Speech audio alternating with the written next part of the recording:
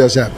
Well, we're not going to see what most people are expecting. That's for sure. I can guarantee you that, because most people looking at the weights and saying, oh, they're too far apart, Canelo's too big. No, we're not going to see what y'all think you're going to see. We're going to see a... Canelo, what did you think about the shove, that moment that happened on stage? I'm turning on right now. Right?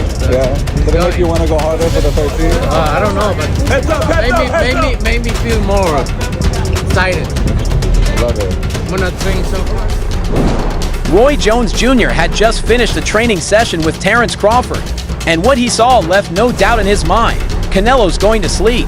That wasn't some offhand remark. It was the clear, calculated conclusion of one of boxing's most brilliant tacticians. Watching Crawford up close, his movement, his power, the way he's adapted to the added weight, Roy saw something special.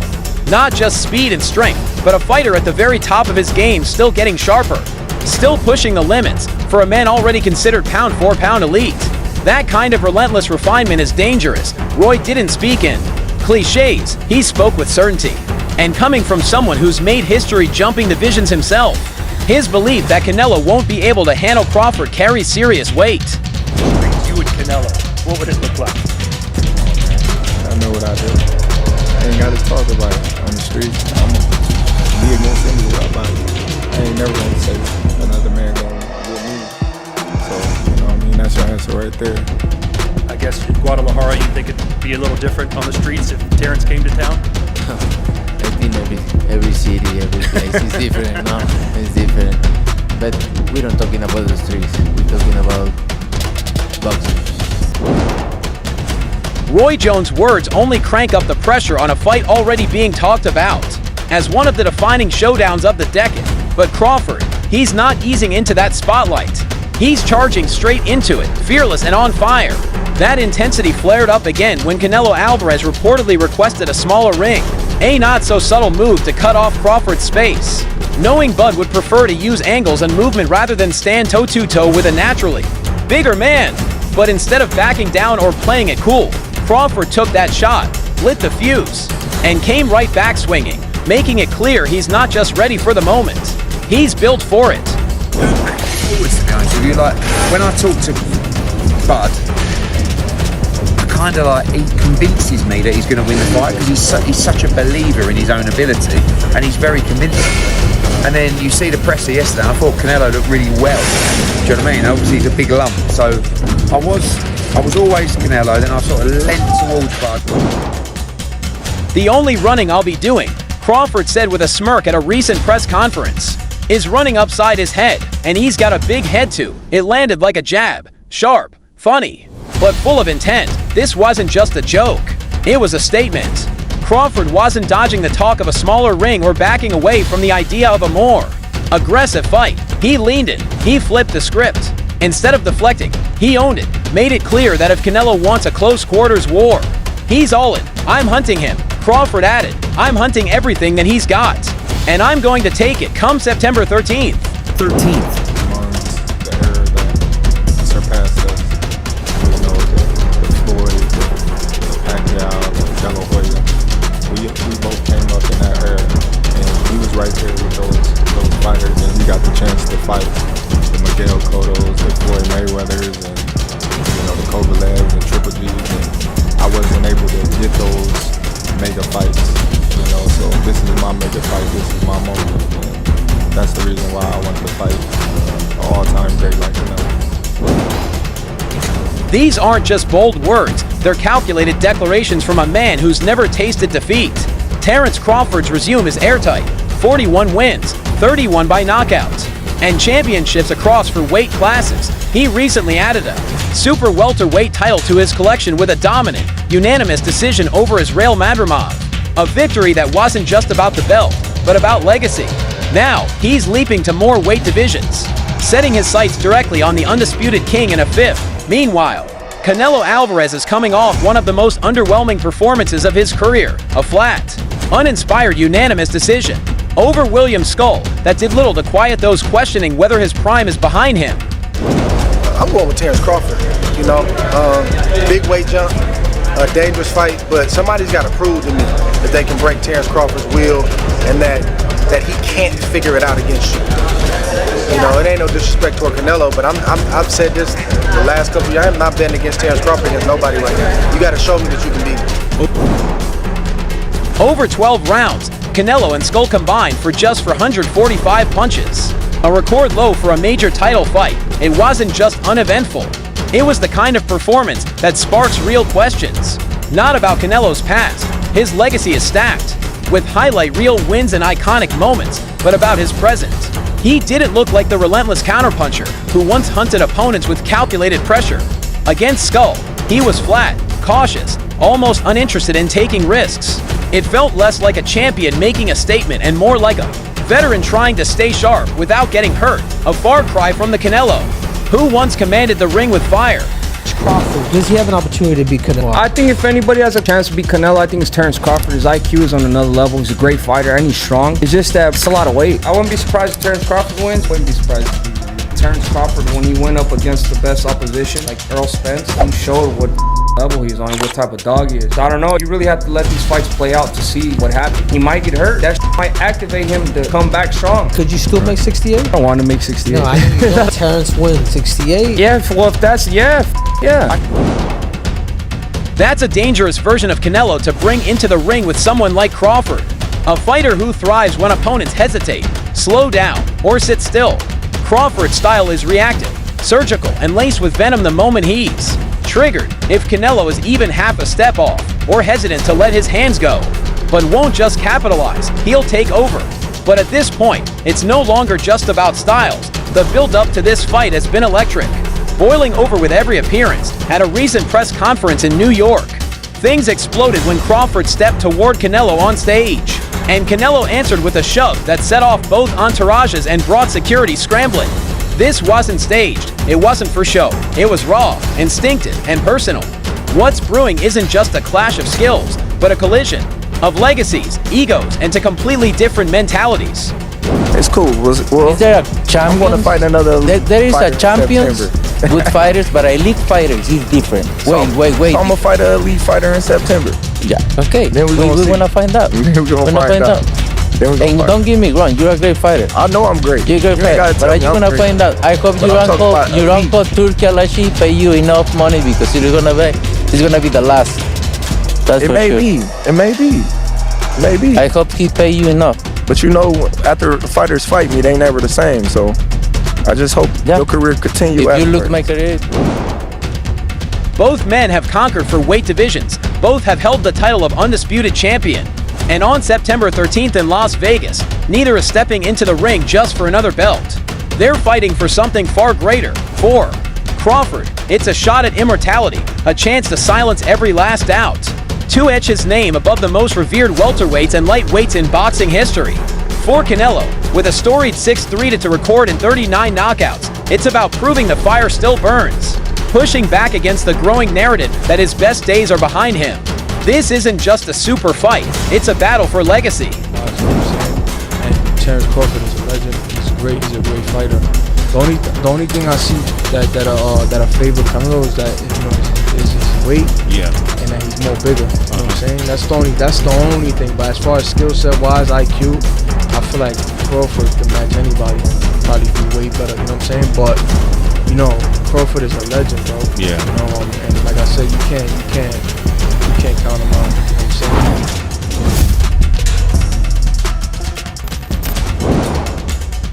Bernard Hopkins, a legend in his own right and someone who's worked closely with Canelo during the Golden Boy era, didn't hold back when the idea of Crawford challenging Canelo first surfaced. He called it ridiculous, brushing it off with the classic line, "That's why we have weight classes." To Hopkins, the matchup wasn't just bold, it bordered on reckless. He questioned Crawford's motives and even suggested that stepping into the ring with a naturally bigger, stronger fighter like Canelo could be physically dangerous. Coming from a man who knows the cost of crossing divisions, his warning carried weight. The others say, like, no, that's 2 more weight classes. Like, once he gets touched by Canelo, it's going to be different. I am concerned about him absorbing a Canelo punch, especially through the course of 12 rounds. We do know this about Canelo. He's going to slow down, so I think if anything, Canelo would try to start fast, bang on him, and break him down before it gets later, and he's still got that kind of steam. But, there's so many opponents that make a champion, so many great, a legend. It's just But in a surprising twist, Hopkins has now completely reversed his stance. In a recent interview, he didn't just say Crawford has a chance, he gave him an 85% shot at winning. That's not cautious optimism, that's near certainty. He's not going in there to prove something, Hopkins said. He's going in there to show that Canelo's time has come and gone. And when a man as disciplined, technical, and historically skeptical as Hopkins shifts his opinion this dramatically, it means something. He's not moved by hype. He's moved by what he sees in the ring. If Crawford sets the tone early and controls the pace, Hopkins believes that alone could be enough to unravel Canelo. A fighter long accustomed to dictating the rhythm, and that, he warns, is where the real danger lies. He hopes you don't run. And Turkey has a knockout bonus in this fight. And there seems to be something out there like the way for you to win this fight is to move, move, move. Is that true? Listen. Turkey, you need to put a small ring, the smaller ring in The only... And then there's the extra spark, a knockout bonus, His Excellency Turkey Alalshik, one of the key figures behind this historic showdown, confirmed that a massive reward awaits the fighter who scores a KO. The exact number remains under wraps, but the message is crystal clear. This fight needs a finish, not just for legacy, not just for belt, but for spectacle. This isn't just a boxing match anymore. It's a global event, a turning point in the sport's evolution as it fuses deeper into the world of entertainment. With Saudi influence, cross-promotional powerhouses, and production values rivaling the UFC's biggest cards, boxing is stepping into a new era. Turkey also revealed another crown jewel, the most expensive ring magazine belt ever made, crafted by a prestigious British firm known for royal and military commissions. This isn't just a trophy.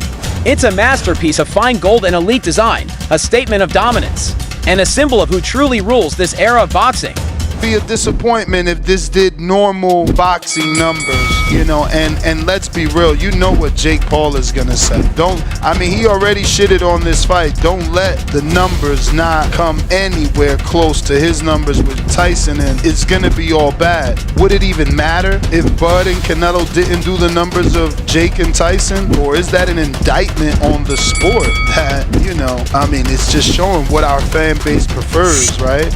And to rule this era, Canelo will have to stop a fighter who's not just moving up in weight, but bringing with him a storm of speed, precision, timing, and a ring IQ that's almost impossible to quantify. Crawford isn't climbing the ladder to test his luck. He's climbing it because he truly believes the throne is already his.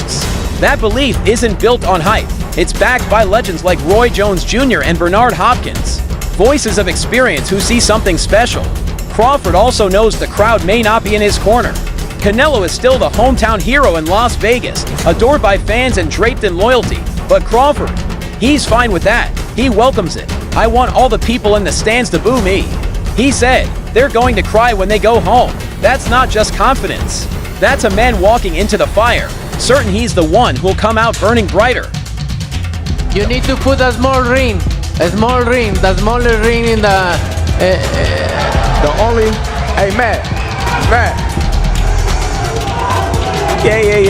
Yeah. The only running that I'm gonna be doing is running upside his head, and I can assure you that.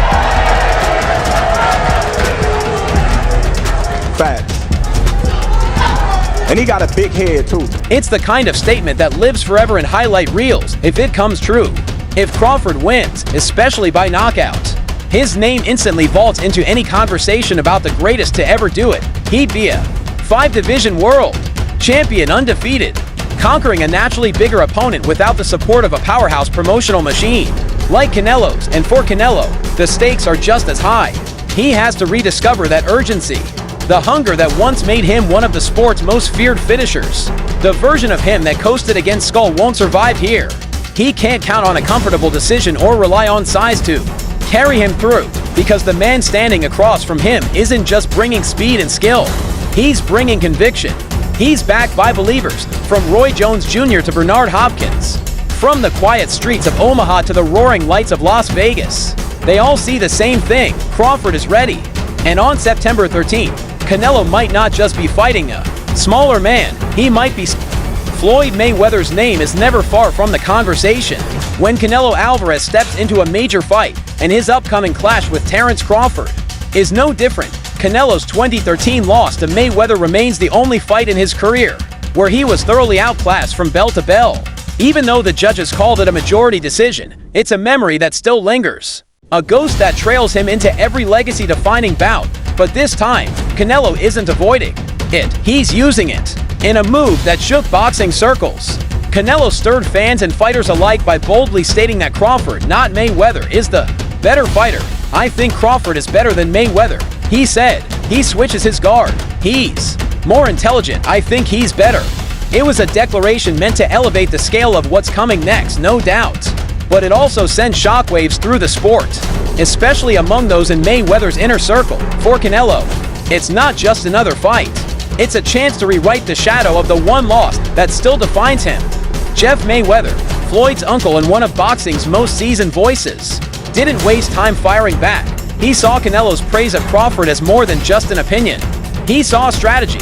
To Jeff, it was a calculated move, a way for Canelo to frame his next opponent as superior to the one who handed him his most decisive loss.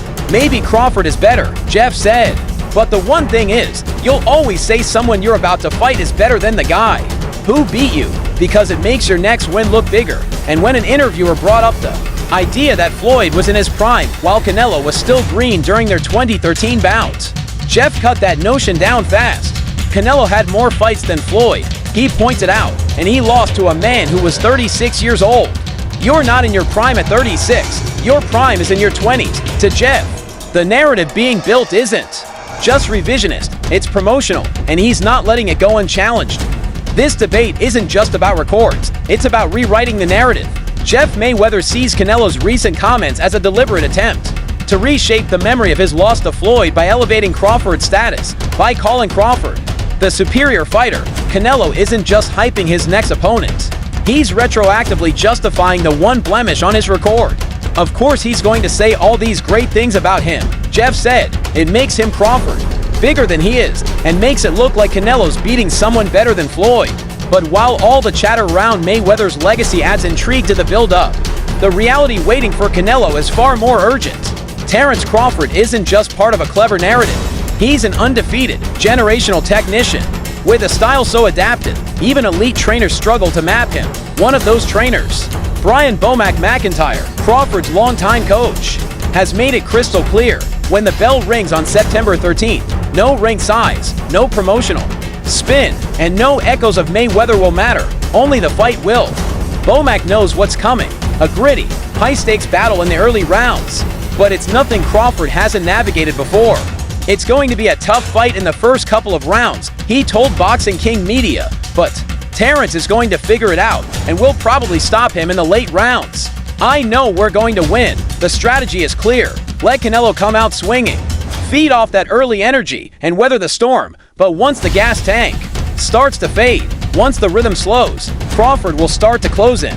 Bomac's confidence doesn't come from pre-fight hype, it comes from history. Crawford has made a career out of solving opponents like puzzles. Usually by the third or fourth round, his 2023 dismantling of Errol Spence was so surgical, so violent, it didn't just end the fight, it shook up the pound-for-pound hierarchy. But when Crawford stepped up to 154 to face Israel Madrimov, the picture wasn't quite as one-sided, and that's where things get interesting. Bomac doesn't sugarcoat it. The fight against Madrimov was tricky. Crawford struggled at times with the Uzbek's unpredictable, awkward style, switching stances, darting in and out, constantly breaking rhythm. The 12th round, in particular, saw Crawford absorb several clean right hands, and some critics even argued the bout could have ended in a draw. But Bomac sees that fight through a strategic lens. Madrimov had a tricky style, he said, but Canelo comes to fight. The implication is clear. Canelo might hit harder, but he's also more straightforward, less elusive, and more predictable. That makes him easier to read, easier to time, and that's where Crawford shines. Bomac's plan is simple but surgical. Avoid brawling in the early rounds, let Canelo expend energy, and then exploit the gaps as the fight progresses. It's a patient, layered approach, and if Crawford executes, it might just be the key to breaking down one of boxing's biggest names. And yet, patience, usually one of Crawford's greatest weapons. might not be the most rewarded trait on a night like this. His Excellency Turki Alalshik, the man pulling the strings behind this mega fight, has made his desires clear.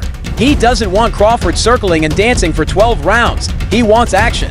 That demand adds a layer of pressure on Crawford's team to strike a delicate balance between tactical brilliance and crowd-pleasing aggression. And in that tightrope act, risk inevitably creeps in. Former world champion and now sharp-tongued analyst Timothy Bradley didn't mince words. Don't get hit by Canelo. He warned in a recent YouTube segment, "We don't need to see your toughness. We need to see your brilliance." Bradley's frustration with boxing's current landscape, filled with influencers and circus-style matchmaking, made one thing clear. This fight, Crawford versus Canelo, is a return to legitimacy. But with legitimacy comes danger. Crawford may need to stand and trade more than usual just to meet the moment and satisfy the expectations of Saudi organizers and millions watching around the world. That opens the door to one big question. Can he take Canelo's power against Madrimov? Crawford took clean shots and stayed composed, but Canelo, even a step past his prime, still carries fight-ending power, especially to the body. One well-placed hook could shift everything. So what do you think? Can Crawford play both the genius and the gladiator? Drop your take in the comments and don't forget to subscribe for more.